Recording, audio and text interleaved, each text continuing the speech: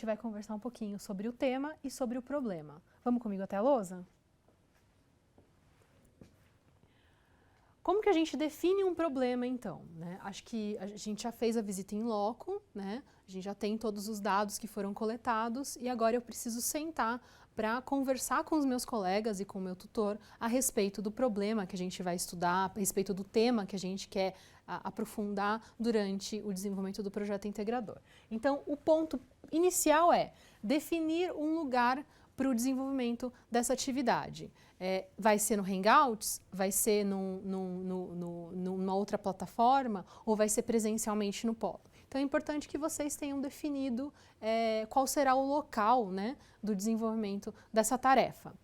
O segundo item é organizar os dados e informações coletadas na visita, né?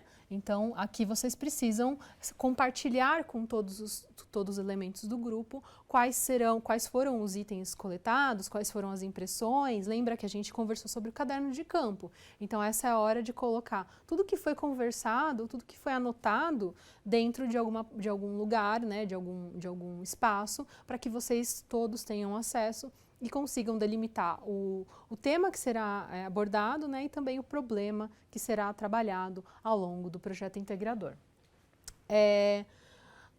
Aí, importantíssimo, olha só, o problema ele vai ser delimitado a partir das falas e da observação em loco, né?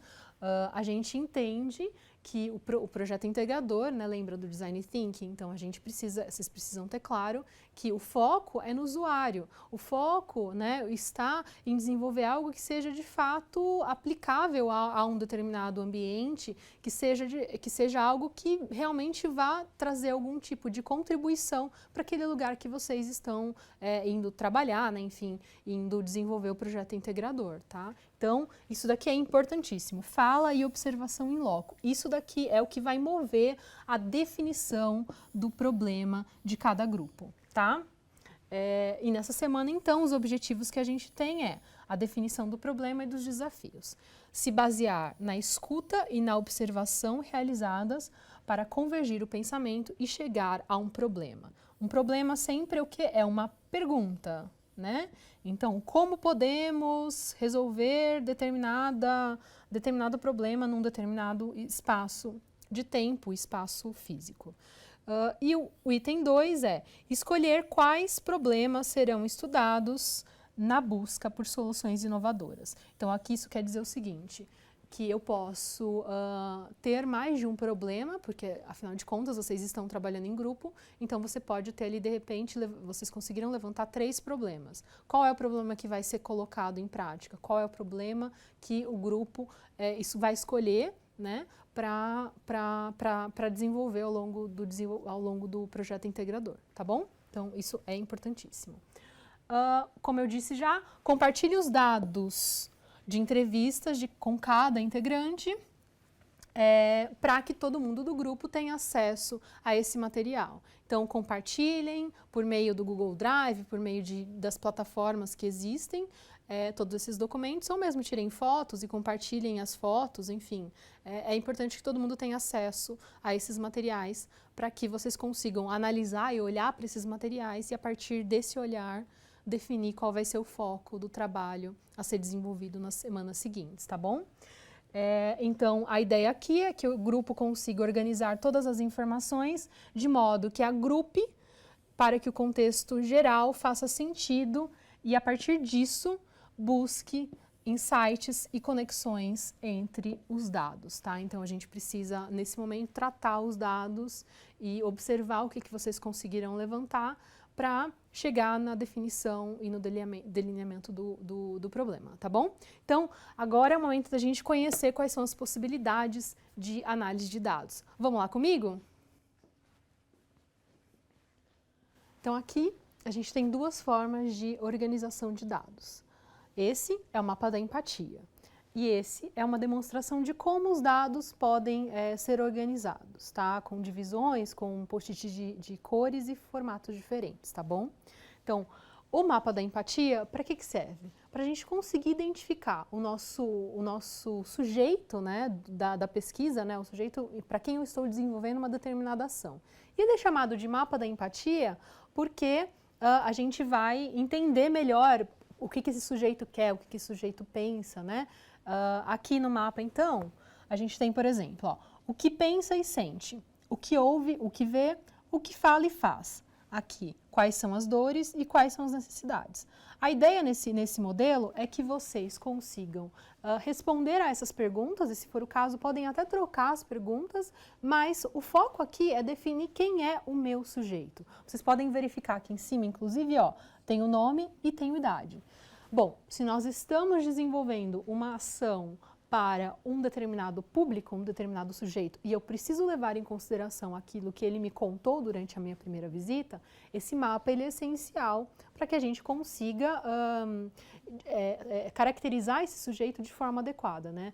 Eu estou pensando de novo nas necessidades e naquilo que ele me contou durante a minha visita. Então, basicamente, vocês irão se reunir em grupo e definir o que ouve, o que pensa. De repente vocês têm mais dados em um, menos dados em outros, e a ideia é que vocês consigam preencher os post-its com características relativas a cada uma das partes desse mapa da empatia, tá? Então esse aqui é o mapa da empatia, é um exemplo de como que vocês podem proceder para entender melhor o público, o sujeito para quem o protótipo está sendo desenvolvido, tá bom?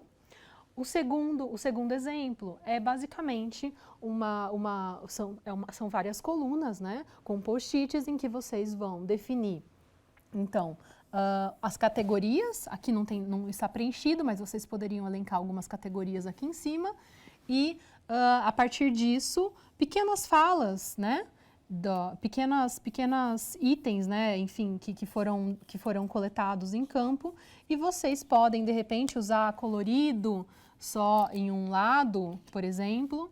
A ideia mesmo é que a gente consiga organizar os dados de forma que vocês batam o olho e consigam definir um problema, tá? A ideia é justamente a organização desse problema, a organização dos dados para a gente obter o problema.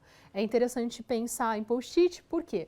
Porque eu posso, de repente, mudar uma fala do sujeito, ou eu posso mudar um item de uma categoria para outra, né? Então, é interessante usar os post-its por conta disso. Você tem uma certa flexibilidade na ação. Aqui a gente colocou ele em pé, mas vocês podem, de repente, utilizarem uma mesa e colocar no meio da mesa onde está todo mundo conversando e todo mundo discutindo, e o post-it está assim à frente, né, de todo mundo, e vocês conversando vão trocando. Existem várias técnicas de organização dos dados, essas são duas, e agora a gente vai verificar outras. Bom, vocês conheceram duas possíveis formas de analisar os dados, né, de forma mais manual, né? Agora a gente conhece uma outra possibilidade, que é o mapa mental. Aqui eu trago o mapa mental, é um aplicativo, né? Vocês conseguem pesquisar na internet, pesquisar no Google e encontrar, de repente, um software que seja livre, que seja aberto, que vocês consigam em tempo real compartilhar e analisar esses dados. Então, lembrando que eu já tenho todos os meus dados, certo? E nesse momento agora eu preciso organizar esses dados, né? Vocês viram lá os post-its, tinham cores, tinham sequência de informações, categorias, né? Aqui a ideia é a mesma, só que a diferença é que eu estou fazendo digitalmente. Então aqui eu tenho, por exemplo, um determinado dado que eu vou utilizar a cor verde. Para outro, eu vou utilizar um verde um pouco mais limão. Aqui eu vou utilizar o roxo, né? Enfim, então aqui também é uma forma de organizar os dados, só que de maneira digital, né? Aqui é outra forma também digital de organizar os dados, que é através de pastas no Google Drive, ou, por exemplo, vocês podem utilizar o Dropbox também, né? Então, aqui a gente tem aqui as pastas, eu posso criar, por exemplo, categorias de dados, dados que foram coletados na escola com os professores, dados que foram coletados com os alunos. Aí eu abro uma nova pasta e coloco relativo a um determinado assunto, né, todas as falas sobre um determinado assunto, e em outra pasta, outras falas sobre outro assunto, tá? É mesmo algumas formas da gente conseguir organizar as ideias que foram geradas a partir da visita a campo, que foram geradas a partir das conversas que vocês tiveram na primeira ida de vocês ao ambiente que foi cedido, né, para o desenvolvimento do projeto. E aqui, finalmente, também um outro exemplo, que é também analógico, vamos colocar assim, que é utilizando o marca-texto. Aqui, eu achei essa imagem na internet, mas eu achei bem interessante, porque vocês vão estar com um caderno de campo, né, como a gente já conversou algumas vezes, e aí, por exemplo, para eu colocar uma determinada fala, eu posso grifar de verde, a outra fala eu grifo de azul, outra de roxo, laranja, amarelo.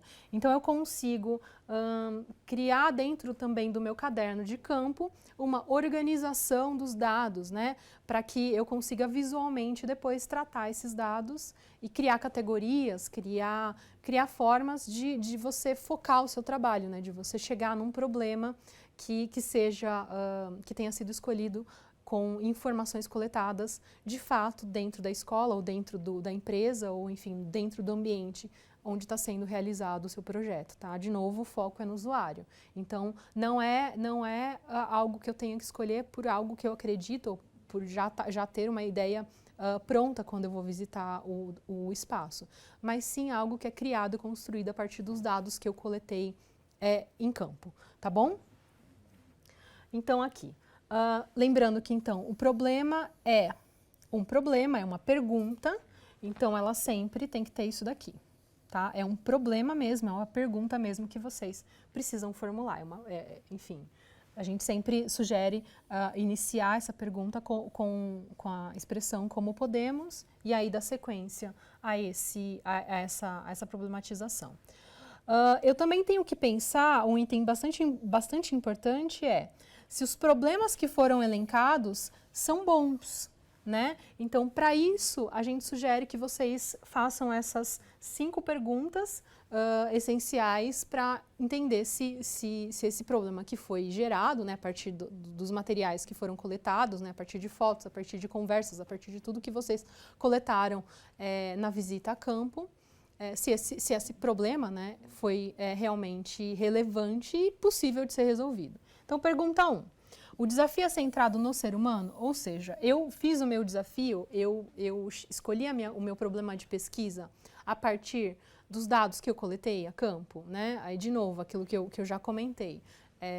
Será que eu fiz isso ou será que eu fiz com base no conhecimento prévio que eu já tenho, né? Já fui com a minha ideia pronta para escolher um problema e aí eu já tenho até a solução, né? A ideia não é essa, a ideia é que a solução também seja construída num processo de contato, aí nesses contatos que vocês têm junto com o lugar onde vocês estão desenvolvendo o projeto integrador.